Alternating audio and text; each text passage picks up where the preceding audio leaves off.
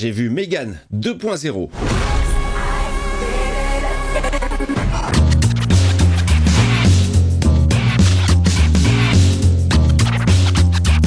Hey, salut tout le monde, c'est Miko, j'espère que vous êtes en forme, bienvenue dans cette nouvelle vidéo dans laquelle je vais vous parler d'un film que j'ai vu il y a, je sais pas, il y a peut-être une semaine. C'est Megan 2.0.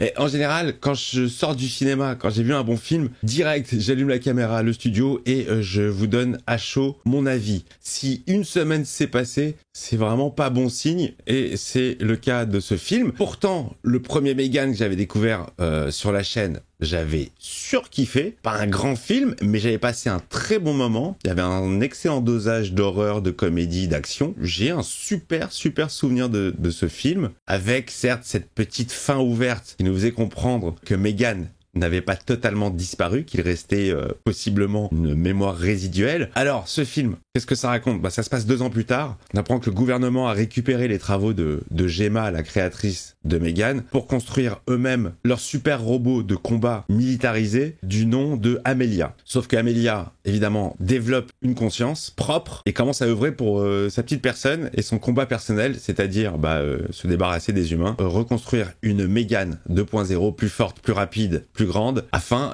d'arriver à bout de Amelia. On est à la poursuite d'une androïde autonome appelée Amelia, qui a été conçue à partir du même programme que Megan.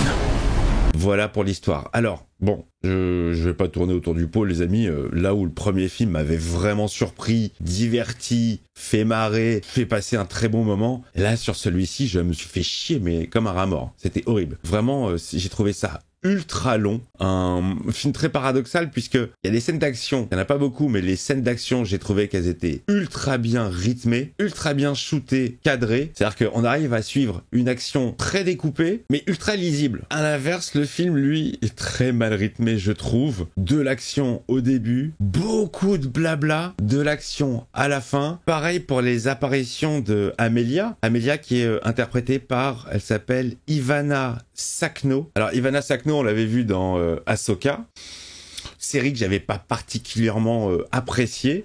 J'ai fait les épisodes ici, je sais même plus si j'étais allé au bout de la série. En tout cas, le seul faciès qui ressortait de tout ça, c'était elle.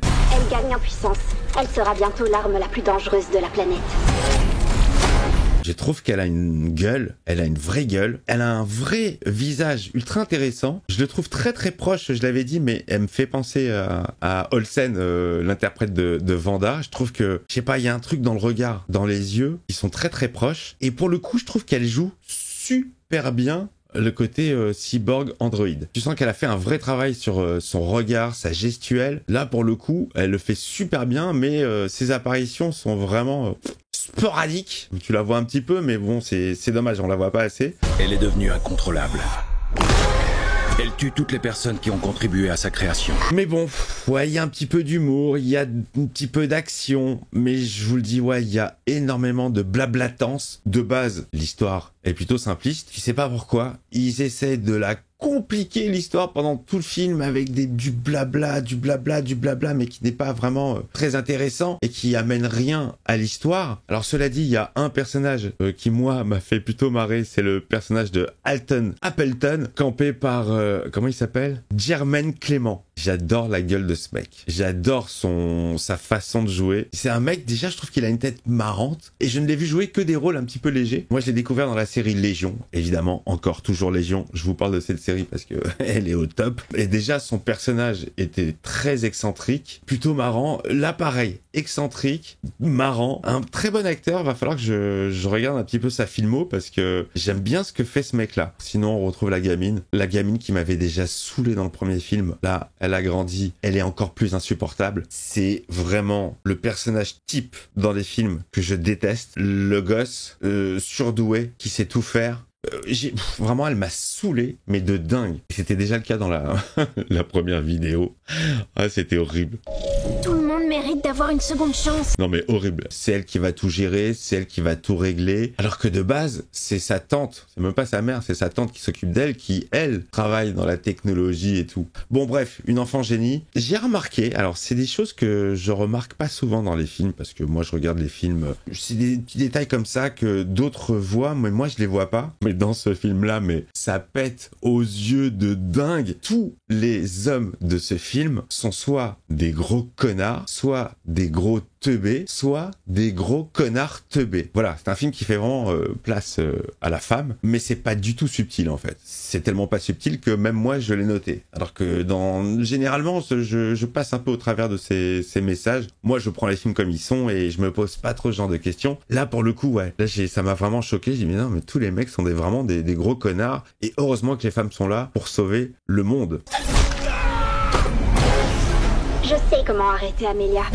Bon alors Megan, fidèle à elle-même, toujours cet humour un petit peu grinçant. Une Megan upgradée, une Megan qui va nous faire des petits pas de danse comme d'habitude, qui va nous faire du vol plané. Une Megan super héroïque. Je veux être plus forte, plus rapide.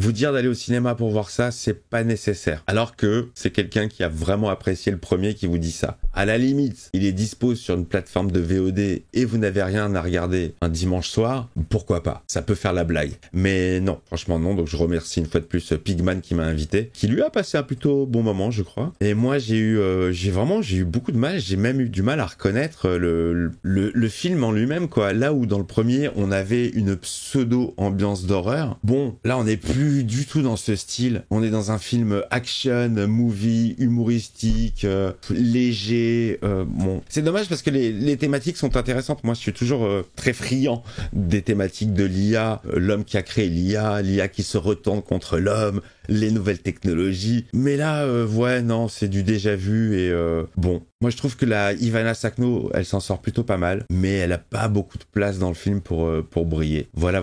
Bon, écoutez, j'ai fait le tour du film. Je vous dis ce qui vient comme ça parce que ça fait une semaine que je l'ai vu et j'ai eu le temps de voir d'autres trucs qui m'ont plu entre-temps. Notamment, j'ai fini la saison 3 de Squid Game.